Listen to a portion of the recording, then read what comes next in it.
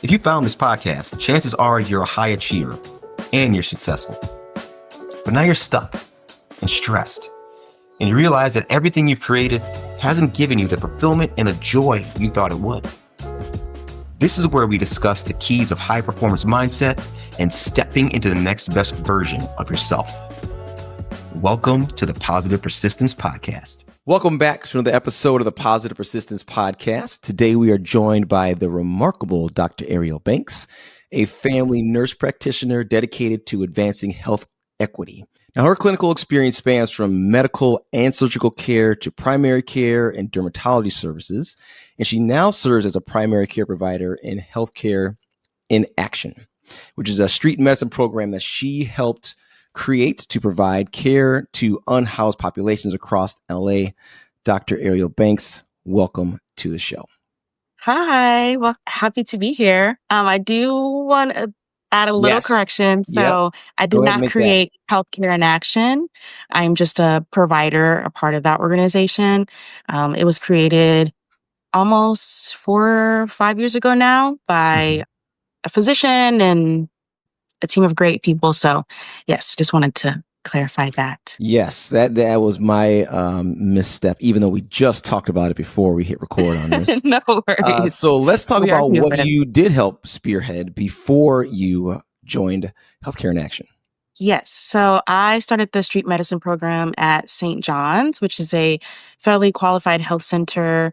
They have 20 plus federally qualified health centers across Los Angeles, mainly South LA and West LA area. And so I was seeing, all of the providers were seeing a lot of patients that were unhoused. So federally qualified health centers see underserved populations. That's the bread and butter. We see patients that are underinsured or don't have any insurance. And thankfully, in the great state of California, a lot of patients are eligible for insurance. They just don't have the means of getting that unless they come into a federally qualified health center, or FQHC for short, and they are able to get help to apply for insurance.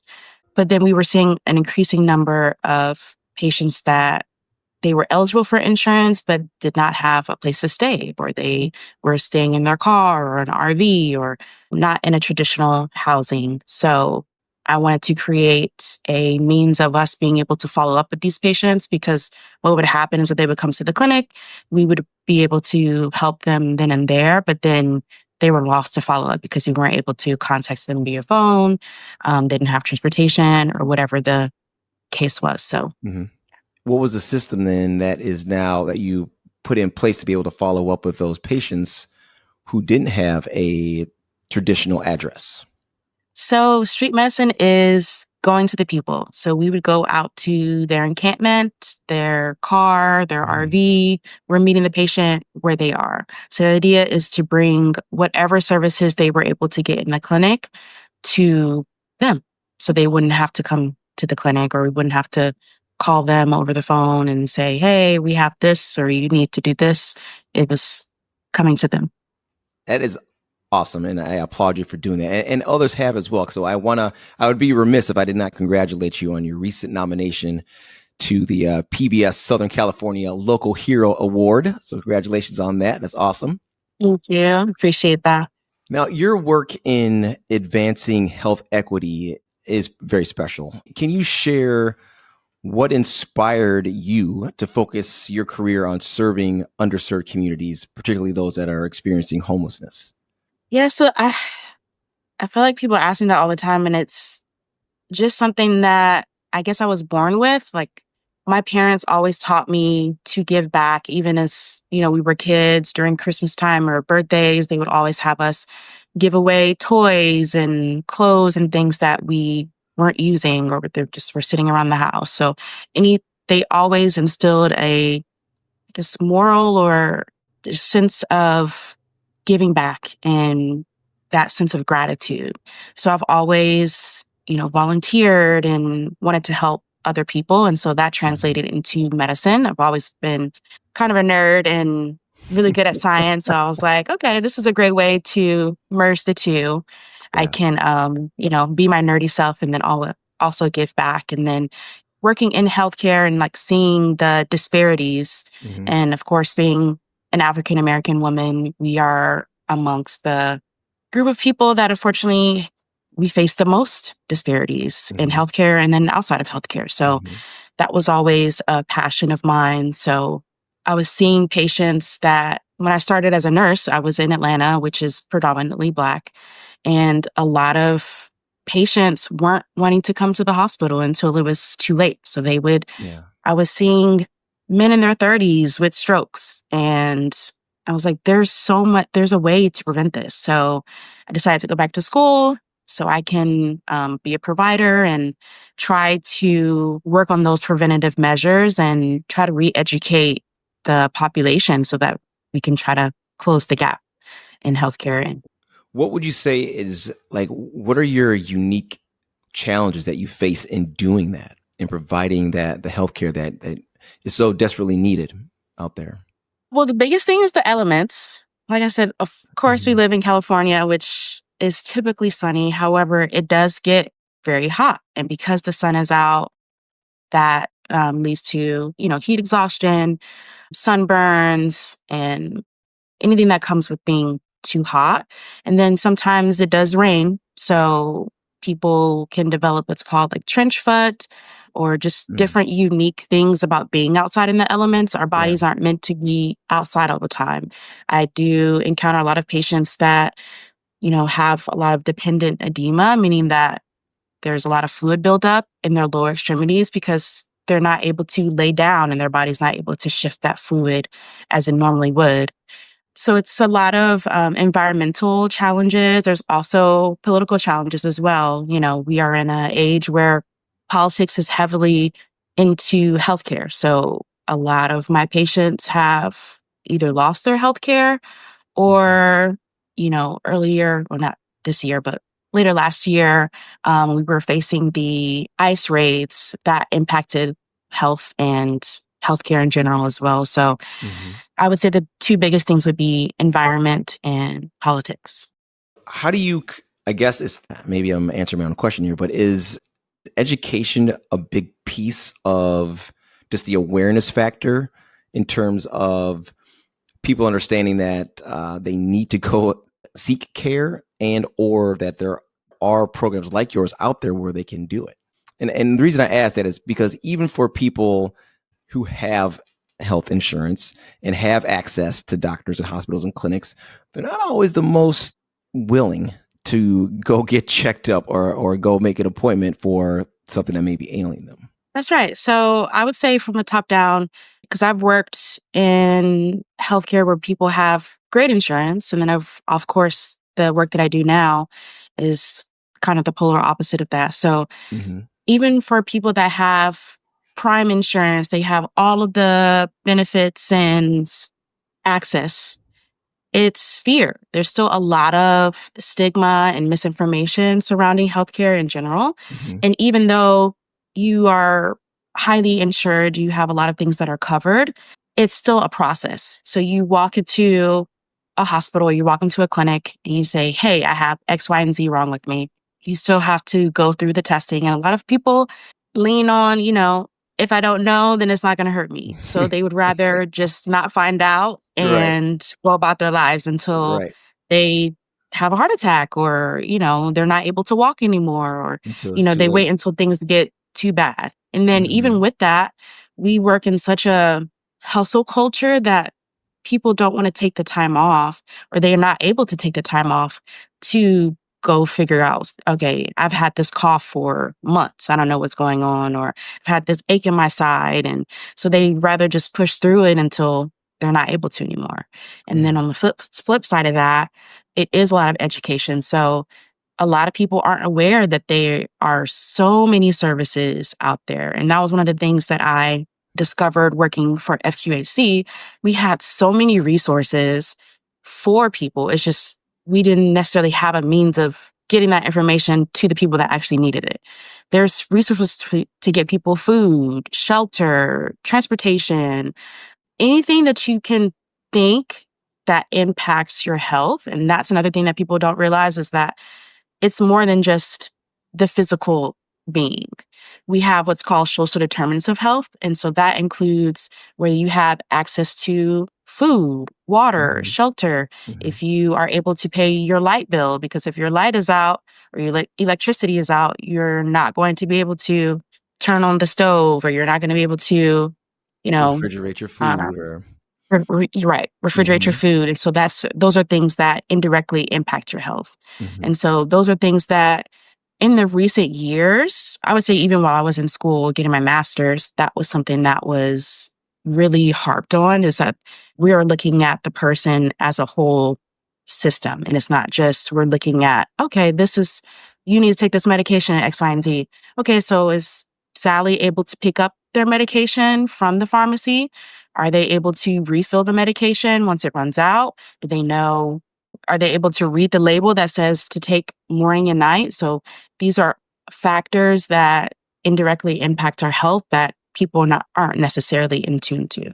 I feel like that sounds like compassion care. And what I mean by that is, like you said, it's not just, okay, you come in, you have these ailments, these symptoms, here's your script, see you later. And now it's more about thinking about that individual as a whole. And like you said, not just as a body, an organism, like as a person, like how are they able to get the medication? Can they take the medication? Can they afford the medication? And I think that's so important because those things are always, well, at least in the past, have been overlooked.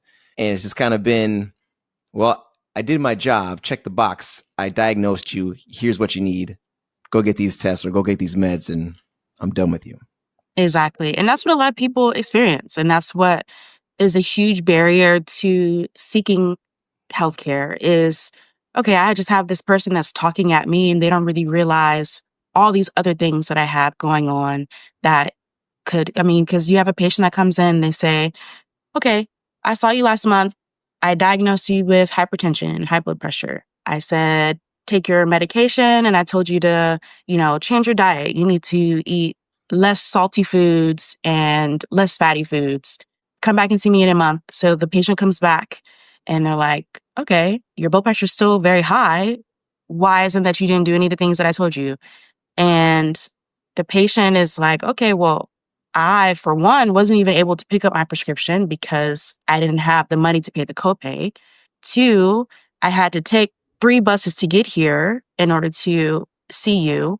And I had to take off of work, which I really don't have any PTO to take off of work. So I'm stressed.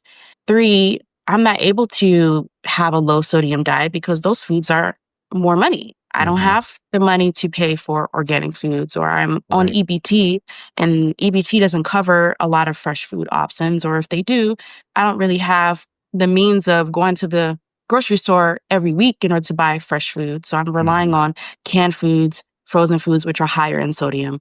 So these are all of these things in the past, I would say, more so physicians and providers didn't necessarily consider.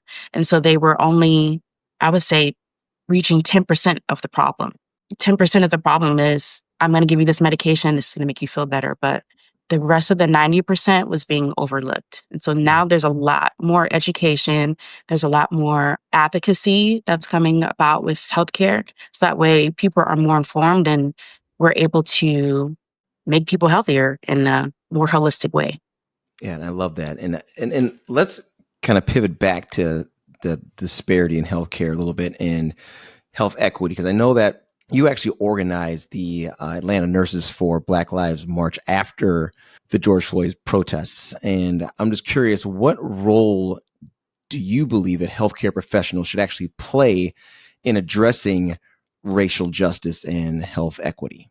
We play a huge role there, and it's more than we think. I always liken it to a basketball player or someone with influence. Like, we are not on a main stage. We are not on a global platform. However, Mm-hmm. we impact the economy in a huge way and we impact social issues in a huge way. One of the biggest things that we saw during this past presidential election was the issue of healthcare. Mm-hmm. And that is something that healthcare practitioners influence. And we tend to feel as though we don't have a lot of say because we work in hospital systems where we have CEOs and VPs and all of these higher up people that we feel as though are kind of out of reach. However, if we come together, which I tried to demonstrate with the march that I led, was us coming together, we're here in larger numbers. There are a lot of people in healthcare, whether it be from environmental services all the way up to the CEOs and the VPs. So we have a larger voice than some would think, and we have a lot of influence that a lot of people overlook. How are you able to use that influence to change the things that you see that need work on or need to be fixed? So I've always been the rebel rouser, as they say. Whenever I see something that's not right, I speak up about it. And 9 times out of 10, other people that are in like my cohort or in my colleagues are in the same position. They see the same things. They're just afraid to say something, or they are a little jaded from trying to shake the status quo. And those are how the biggest shifts are made, is from the people that are outspoken and that, don't let things go. So in the past, like I said, even with creating the street medicine program with St. John's, it was a lot of red tape, and it was a lot of pushing back and saying, hey, this is what we need. This is what our patients need. And we need to find a way in order to get that. And so when that didn't happen, you have to seek other means, and you just have to be persistent and try to stand up for what is right. And at the end of the day, these are people's lives that we're dealing with. So you have to keep that in mind, and whatever obstacle you face, try to find a different way to get through it. It's time to ask yourself, when was the last time you prioritized you? Did you know that research shows that nearly 85% of high performers struggle to maintain a performance mindset while juggling the demands of work and personal life? Those who actively prioritize their performance mindset and personal growth are 30% more likely to achieve their goals in business and life. If you're feeling crippling stress and anxiety, or if you're feeling guilty when you take a moment for yourself, or if you're stuck in the grind and feeling burnt out, you're not alone. Many of us yearn for more, but struggle with the fear of being judged or feeling selfish. And you want to step into the next best version of yourself. That's why I created the Rinse Method, which got me from paraplegic to marathon runner. Backed by science-based proven strategies and now customized for high performers like you. If you're stuck and stressed and want clear steps that you can implement today to move forward, make sure you visit thepositivepersistence.com to download our free Rinse PDF. When you say that, like, these are people's lives that we're dealing with, like, we're dealing with human beings. And then you say that, there was a lot of red tape, or you were saying that people need this and there was pushback. That makes me wonder, like, what kind of pushback was there when your idea, your program, your plan is to go help these individuals live a better life, potentially save their lives, and treat potentially ailing human beings? What was the pushback or the red tape or the problems that you were having initially with that program? Yeah, so like I said, it's always politics in any form. And I'm not saying politics in terms of, this is a red or blue issue. It's more so we have people that are, behind the desk, and they're crunching the numbers, or they're liaising with, different organizations, because the thing with FQHCs is that they're not a standalone entity. They are reliant on government funding, and they're reliant on, grants and other things that may impact. So for instance, at my previous job, we were able to provide preventative care for birth control. So we were able to give, birth control pills, the implants, anything like that. However, if someone were to become pregnant and they were not able to keep the pregnancy, or whatever the situation was, we were not able to provide any information or guidance on how to not be pregnant anymore. So that level of health information and healthcare stopped, and we just had to refer out. So that was something that was a red tape issue because of the entity that I worked for. Mm-hmm. And even though this is healthcare and I'm a healthcare provider and I'm supposed to be able to advise you on all aspects of your healthcare, that is something that I'm not able to do because of XYZ. So Because of with some the street medicine, board yeah, or some individual who thought that was not appropriate for you to do. exactly. And whether that would interfere with whatever grant or program that we have, that was that. And with the street medicine program, I ran into the same issue. So I was trying to get STI testing. I was trying to get the ability for us to draw blood and, so we can test for everything that we were capable of testing for in the clinic. Mm-hmm. And those were things that I just kept hitting a brick wall with. I wasn't, whether we had the funding or whether that was whether there was a protocol that was built for it. So it was just, I was like, we're again meeting 10% of the problem. We're here at this point just saying that we have a street medicine program and not really able to fulfill all the things that we should be able to fulfill. Yeah. So I want to ask, and you've probably kind of already highlighted some of this, but what personal experiences in your life or in your career so far have really shaped your understanding of adversity, and how do you use those experiences to inspire and motivate others? Oh, I've had quite a few, Probably a lot. Right? personally and just being an observer. So I would say one story really comes to mind. So this is why I'm such a big proponent for advocacy in any form. So Mm-hmm. I was having an issue, health issue, and I went to my primary care doctor and they referred me out. So I went to go see a dermatologist and I waited maybe 45 minutes to see the dermatologist past my appointment time. The dermatologist finally walks in and he's like, oh, do this, and this. Does not even look at me, does not even listen to the things that I have to say, what my concerns were. They spent maybe 5 minutes with me.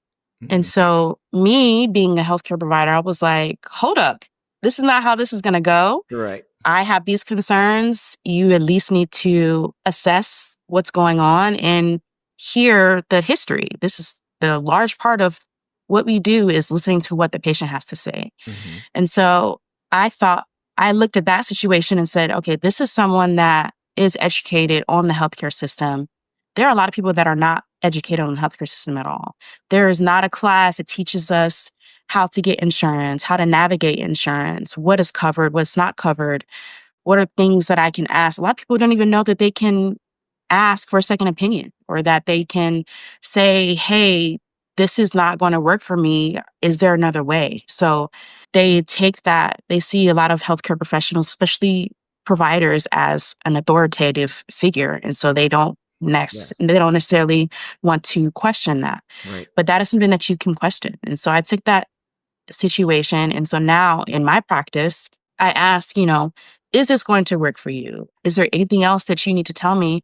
Is there if I notice, especially the elderly population, is there someone that can come with you to your appointment so that you can have someone else? Because especially, and it doesn't even matter how old you are. When you're in the doctor's office, you're in a vulnerable position. Mm-hmm. You are there trying to figure out what's going on with you. Right. And so there's things that you may miss. So I always say, is there someone that can come with you to your appointment so that they can take notes or they can ask questions that you may have forgotten? I write down a list of questions that I have before I go talk to my doctor. So these are things that I've internalized and tried to incorporate in my practice, even if the patient doesn't ask me, because like I said, they may not know to ask me, or they may be afraid to ask me. Yeah. And going back to health equity and the disparities, especially in the African American population, there is still a huge stigma with seeking healthcare and trusting healthcare providers. And now in this day and age of social media, unfortunately, there's so much misinformation that's put out there that Mm-hmm. it's, and then we have the Googles and the ChatGPTs and people are coming in like, oh, I looked this up and this is like, there is still a large human component of medicine. And while those things are helpful as, additive tools, you still need trained human providers in order to treat people. Yeah, absolutely. And I loved the approach that you take, because I agree that, and this has been a long standing, I think, ideology, even, that if you go to the doctor, like, they are on a pedestal, and whatever they tell you is gospel, and that's it. And you don't ask questions because they're telling you something that you don't think you know anything about, but you're seeking their expertise and their help, and whatever they tell you, that's what you do without question. And I know that for me, in my own health issue, I was hit with something I had never heard of before. So I was asking all the questions.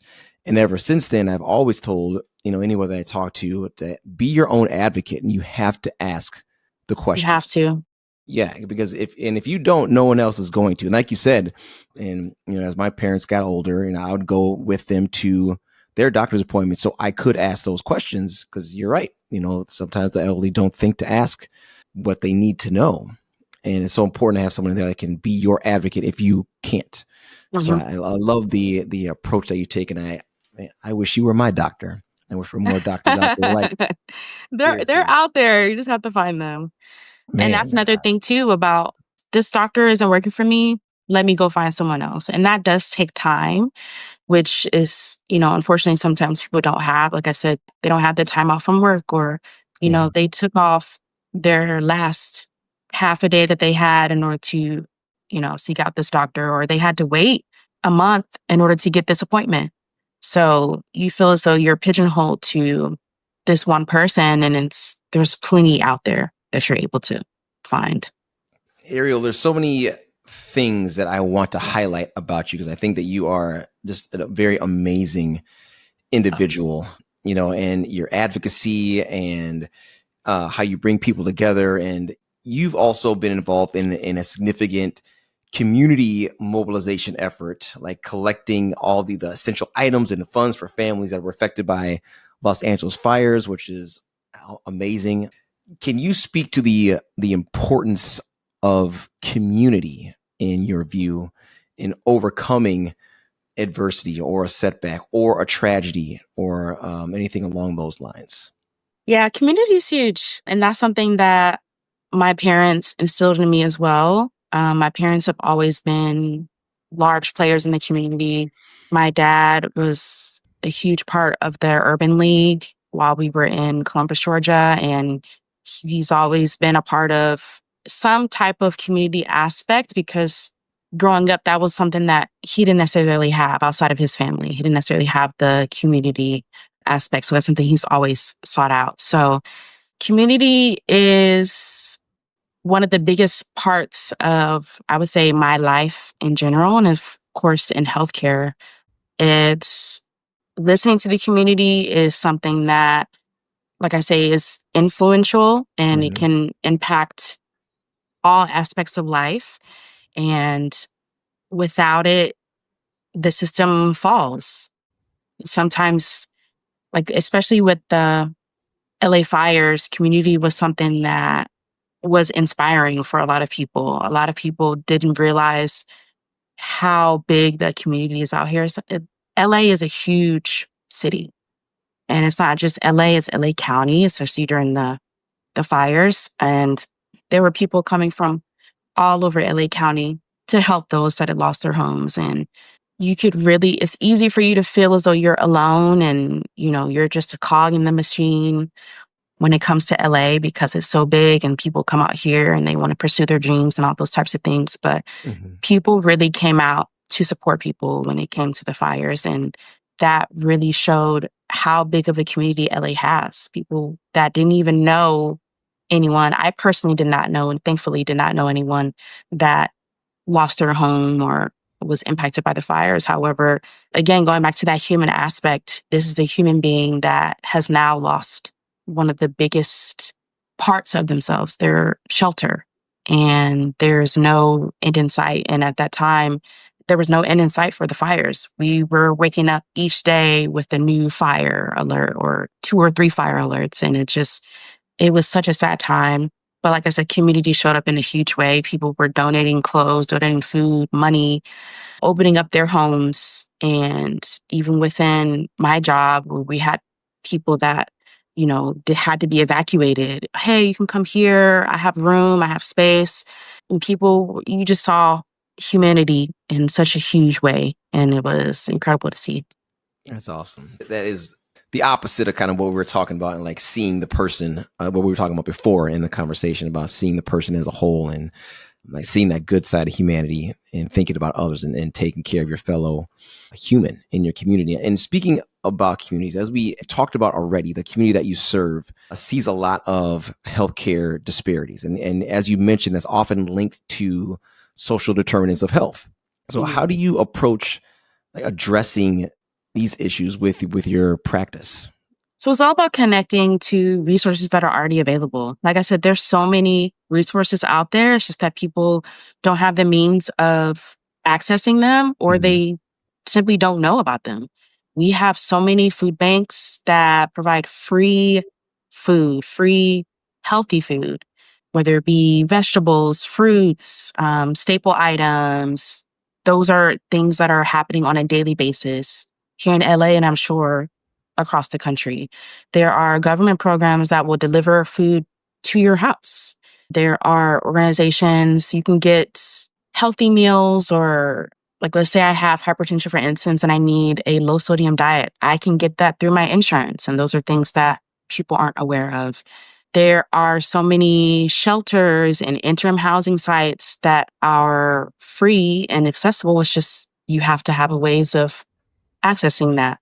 There are what a large part of my organization that I enjoy that is critical outside of the healthcare piece is that we have what are called peer navigators, which are essentially case managers that help you access all of these things. They can help you get a free phone, get shelter, get food, get documents. So a lot of, unhoused people don't have documents because they've either been taken or they've been lost. We keep our passport and birth certificate and things like in a nice, safe place. But let's say we don't have a place to live. Well, how would we be able to keep up with those things? So those are things that can be lost. And there's free way of getting an ID, there's a voucher for that. There's free transportation. So it's all about knowledge and access. And a lot of times you just need someone that is knowledgeable about those things to tell you and to hold your hand and take you to these things so you can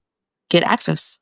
And what did you call that person? They're called a peer navigator. Peer navigators. How does someone go about finding a peer navigator? Now, this is something it could be, like I said, I work in California, so a lot of things are different in each state. State to state. Mm-hmm. But we have what's called enhanced care management. And I believe that's something that's only available through the government insurance program, so Medi-Cal and Medicaid. However, I feel as though each insurance should have a program where it has either like a health advocate, a case manager, something along those lines that could help you navigate the benefits of your insurance or the benefits of community resources. Mm-hmm. You just gotta have to do a little bit of digging, a little bit of legwork potentially. A little bit of digging, yeah. If you call your insurance, like that number, that 1-800 number on the back of your insurance card, you should be able to get in touch with someone that could say like, okay, hey, this is what it's called with our insurance, and this is, the resource. But I, for one, I've hardly ever called that 1-800 number, so I know a lot of people haven't. But there are a lot of resources that you're just not aware of that you already pay for through your insurance.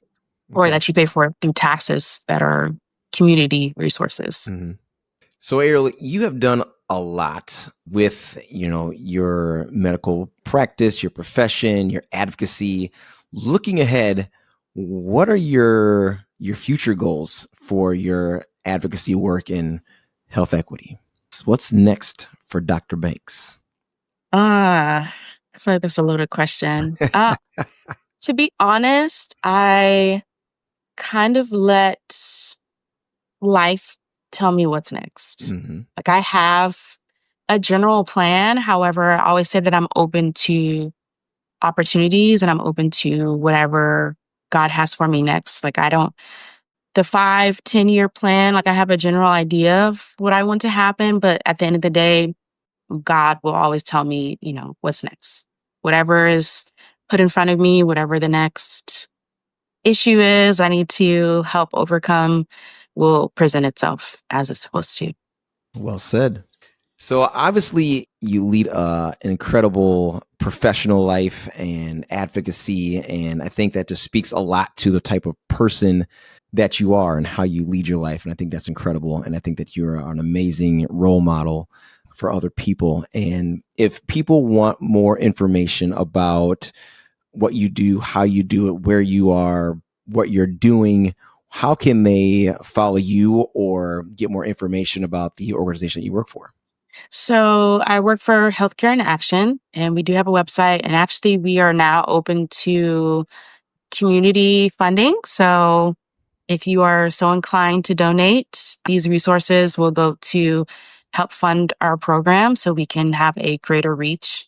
And how to reach me personally, I am on social media as All That's Arielle, and that's Arielle.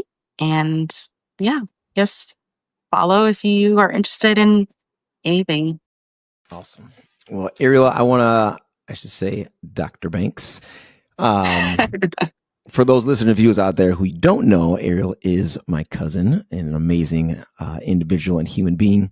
But I thought it was very important to have her on the show because, again, the way that she leads her life, I think that she is an amazing individual and shows us that there are ways that we can come back from our setbacks and have that resilience that we're searching for to have that adversity or fight adversity when it is put into our lives. So we're going to end this episode like we end all of our episodes and reminding you to stay positive, stay persistent, and remember that mindset is everything.